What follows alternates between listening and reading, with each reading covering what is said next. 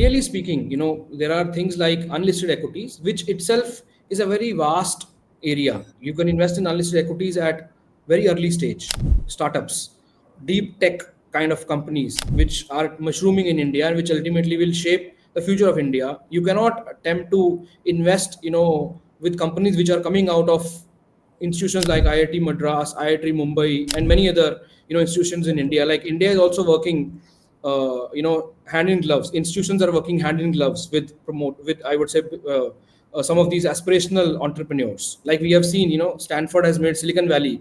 In India, that concept is happening. So that is alternate. That is a alternate to listed equities. Then you move ahead. There are many mid-stage companies which are like, India is a country of entrepreneurs. So many companies have been working and fulfilling our needs, from FMCG to various other, I would say, categories which are not listed.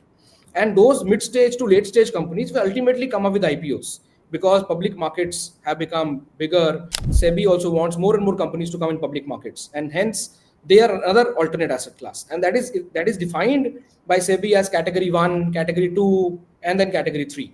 And obviously category 1, which is early stage investing, which I just explained, it's like deep tech kind of companies. Then mid stage, which is category 2, which is like pre-IPO companies or companies which are in a growth phase, which have already kind of tested waters and now they're raising money to grow their business.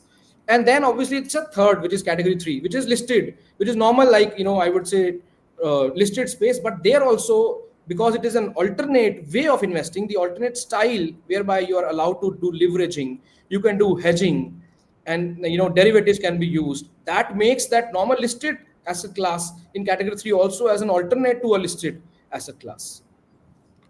और ये जो आजकल खासकर आप देख ही रहे हैं कि जिस तरह से गोल्ड, सिल्वर ये सब बढ़ रहे हैं, तो लोगों का बहुत रुझान कमोडिटीज की तरफ भी हो गया है कि सिर्फ ज्वेलरी क्यों लें, गोल्ड में इन्वेस्ट करें, देखिए इतना रिटर्न आया इसमें।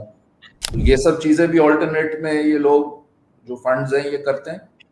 नहीं करते। So these are, I would say, ये ट्रेडिशनल एसेट क्लासेस ही हैं। अगर हम गोल्ड को ऑल्टरनेट स्टाइल से करें, in terms of gold futures में इन्वेस्ट करें, सिल्वर फ्यूचर्स में इन्वेस्ट करें, जो कि फंड्स नहीं करते, then it will become alternate. Otherwise it's a traditional, I would say, real asset, tangible real asset, like it is real estate, or any other precious metal or any other normal metal. It is the normal traditional asset class.